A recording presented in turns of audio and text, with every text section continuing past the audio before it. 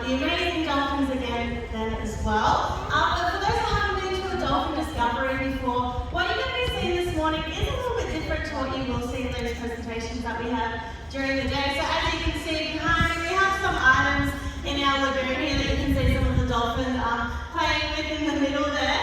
So this morning looks like we're actually going to be doing a little enrichment session. So these are sort of our behind the scenes look at what we do in our other sessions when we are doing this presentation, what makes up our day, and how we ensure our animals have a positive welfare as well, which is what I'll be talking to you this morning about. Now, before we do start a little bit, before our trainers come out and help interact with the dolphins and show them how to play with some of our devices, I'll give you a little backstory into Dolphin Beach here. Now, Dolphin Beach was established in 1998, and this is where we look after our offshore bottlenose dolphin. So here at SeaWorld Australia, we actually look after 2 different species of bottlenose dolphins. So our beautiful offshore that you'll see swimming behind me, and also our little inshores as well. So over the fence in those lagoons there and at the front of the park, in those lagoons there are where we help care for our little inshores there as well. So what's the difference between the two? Well, obviously they do have a little bit of a difference in their name. So your offshores are found in more open, deeper, darker waters, while your inshores are found obviously more inshore. So your inshore bottlenose dolphins are generally the ones that you'll come across with more contact. So they'll be coming up near your boats, they might even be swimming around you in your surfboards if you're lucky as well. And yeah, so you will see them a lot more than what you would with these boys behind us here. Now, this is why they are a little bit different in their colour as well, and also their size. So with our offshores behind us, as you can see in the middle there, they're actually a really dark grey. The inshores are a lot lighter, and that's because dolphins use camouflage as a way to get away from predators. So as you can see them swimming around in the deepest part of our lagoon there, you'll notice that they blend in very well into their environments. So obviously our offshores are a lot darker because they are out in the deep and darker waters there. So your inshores are a little bit more of a lighter grey there as well. Now, this morning we're actually going to be meeting a couple of our male dolphins here. So you've got Cullen that came up and said hello just then. We also have Dougie, Cyrus, Zach, Kayama, and Starbuck as well. So we've got our 6 males in here. Now, they're all different ages in here as well. So you'll notice there is a little small one swimming around. That is our little Dougie. Dougie actually turned 6 years old 2 weeks ago. So he's our youngest. So that's why he's a little bit smaller than the others. So see if you can try and spot him out. We also have Starbuck here as well, who's our biggest in SeaWorld. So generally if you see them swimming together, there is quite a size difference between them as well. So make sure that you do try and see if you can spot them out this morning.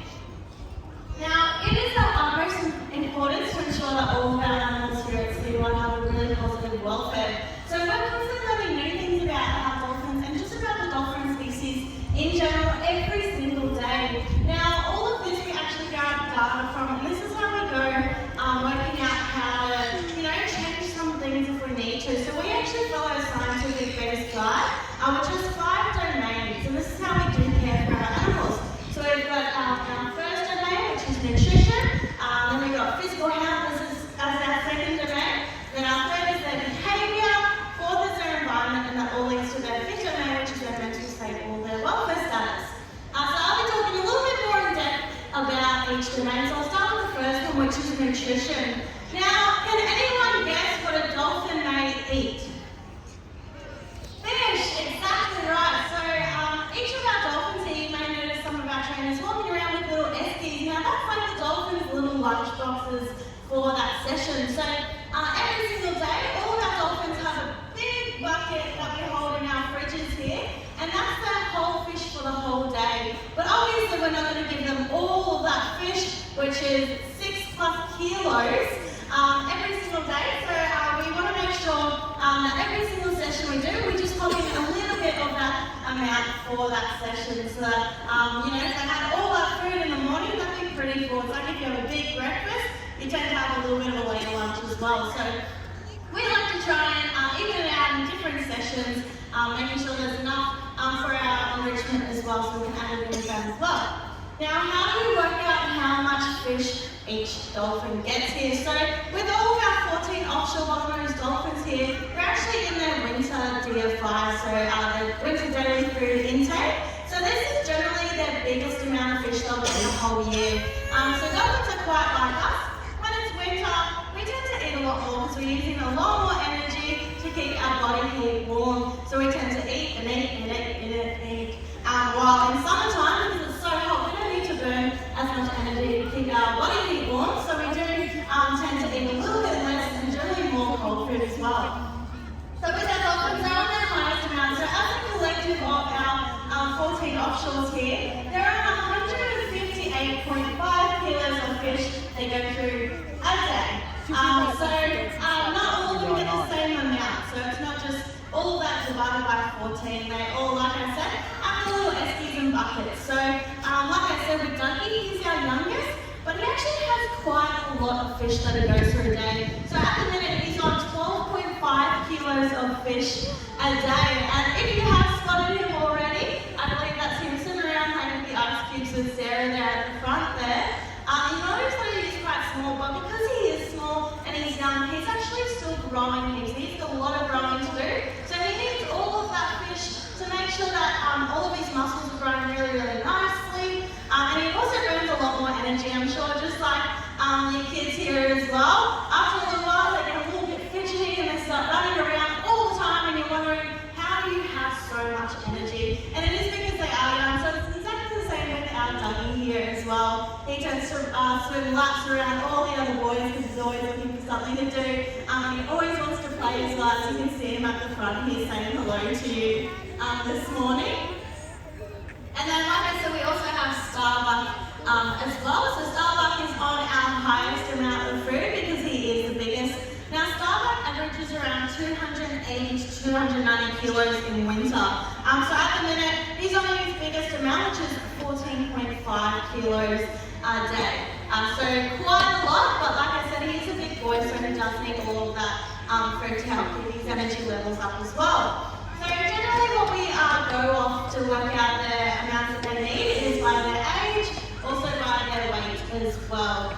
So our weights also go into our second domain, which is their physical health. So every single Wednesday we like to do weigh in Wednesday. So we ask the dolphins one at a time to sign up onto a weight scale so we can get their weight and monitor what their weight for the year before, last year, 5 years ago. So we always keep those records to see what their average amount is at this time, what their age was, and all of that as well. So we do like to monitor, and that's how we can increase or decrease the DFI as well. So if they are looking a little bit more heavier than what they generally are, then we can decrease that push there as well. Now, every single session that we do, and whenever we're walking around the lagoons as well, we're constantly monitoring all of their physical health. So every session, we'll always check their eyes, their ears, their mouth, their blowhole, and these are the most important behaviours that we condition in, and they're generally the first behaviours that we actually do teach our animals when they are old enough to start coming over to us as well. And it is the most important and very vital that we are constantly checking them. So dolphins can't talk to us just like how we talk to each other.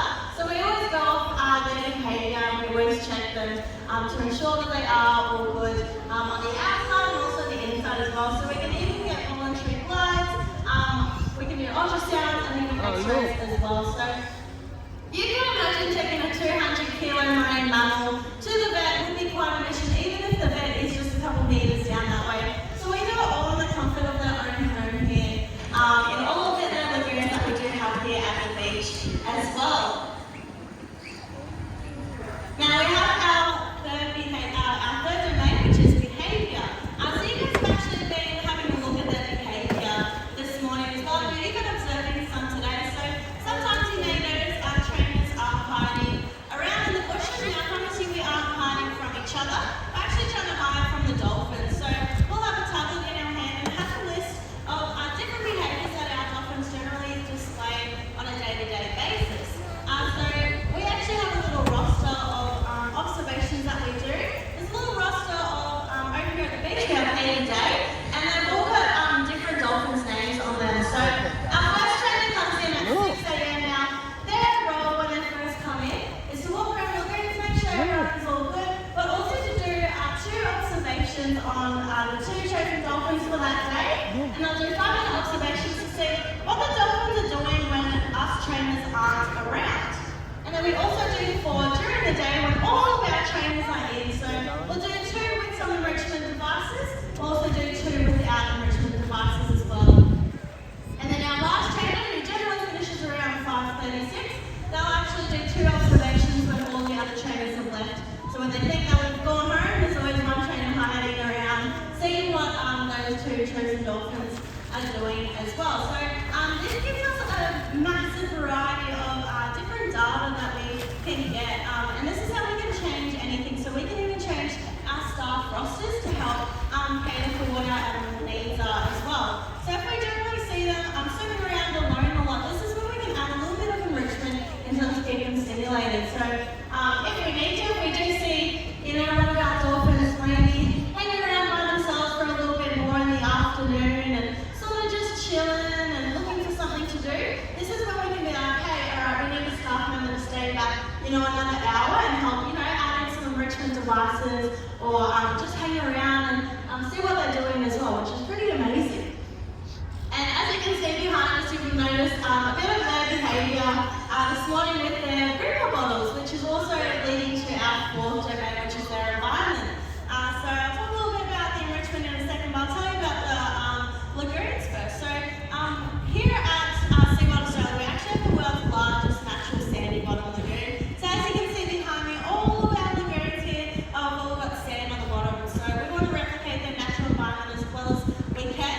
And all of this water here actually comes from the raw water just behind us. So all the natural salt water goes to a big filtration system. Goes to a big filtration system to get rid of any nasty bugs that may come from the wild. So it goes through that sort of like a cleaning process, and then we'll come into here. We'll go through that same process to go back out into the broad water again as well. So it's constantly changing. In saying that as well, the temperature is constantly changing to what their natural environment is out there. So if anyone is wondering at the moment, the water is averaging around 17 to 18.5 degrees. So if you're thinking you're going to go swimming just yet, it is a little bit chilly, but it is starting to warm up a little bit more now as well, which is pretty cool. And like I said, I'll also talk about the enrichment devices that they have behind us. So it looks like we've got some fire hose, we also have some basketballs. You would have seen Sarah throwing some ice cubes out as well. So we can add to their environments as you see behind us. We also have Starbuck over there as well. So like I said, our biggest snail is actually playing with the groomer bottle there. So all of our enrichment devices are completely different, and it also helps to keep them mentally and physically stimulated as well. So Bucky with that groomer over there, there's actually some fish in that groomer bottle there. They've got tiny little holes on the side. Now, what the dolphin's aim is with that is to try and work out how to get the fish out. Now, dolphins are very, very clever, and they also have what you call echolocation as well. So for the kids, has anyone seen Finding Dory before? Yeah, it's a pretty good movie, isn't it? Do you remember that white blue character that goes ooh to find Dory in the drain?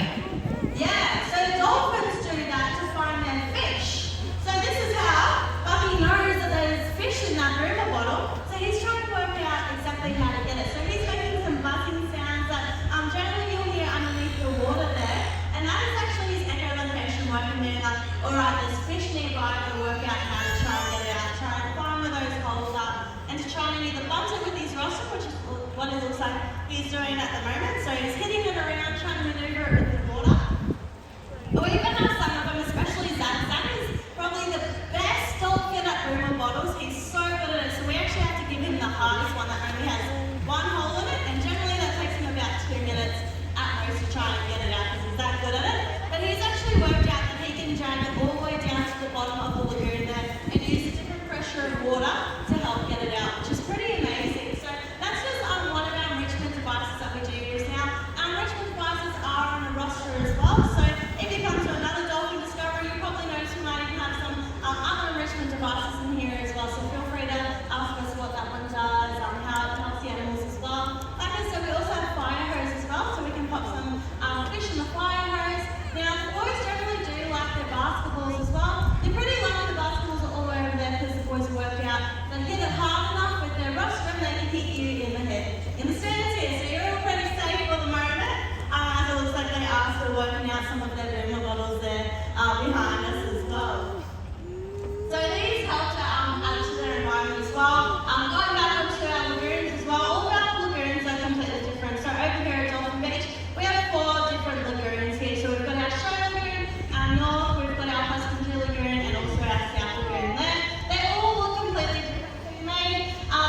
the North Lagoon from where you are, if you're a little bit higher there as well, you'll notice that it actually doesn't have the edge like what our show lagoon here does. So our lagoons at the back there generally have a bit of a gradient as they go down with the sand. So it's a little bit like a little slippery slope for the dolphins there as well, so they can swim around. Now this is also enriching for them as it is environmental enrichment. You can imagine, you know, if you go to the same place, same side, stay in your room all day, every day, you get very bored. So it is very important that we do give them access to each of our lagoons and constantly change it up for them. So as you can see on that rock wall, there's a little opening there. So we actually have an interlocking gate system, so this is how we can easily maneuver which lagoon they're in. So this morning we've actually given them access to our show lagoon and also our North lagoon there as well.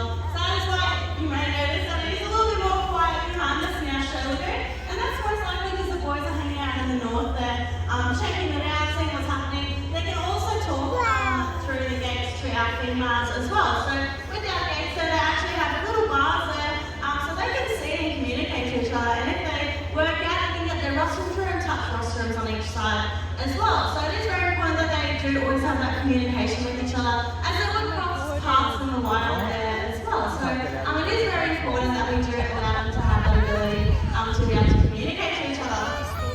Now we also have our fifth domain, which is the mental state. So every single session that we do here is completely